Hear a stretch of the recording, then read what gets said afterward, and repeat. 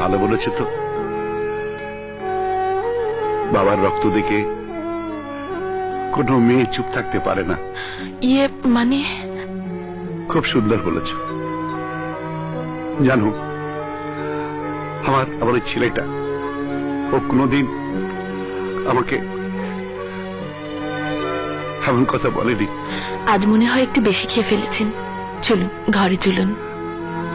জানো, তুমি খুব ভালো মেয়ে। আচ্ছা, আমি আমি যে এত বকাবকি করলাম, তুমি রাগ করোনি?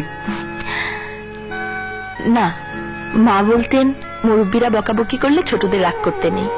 আর আপনি তো আমার বাবার মতো, আপনার উপর রাগ করা কি আমার মানায়?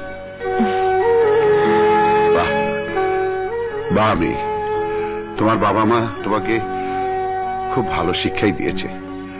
Very good.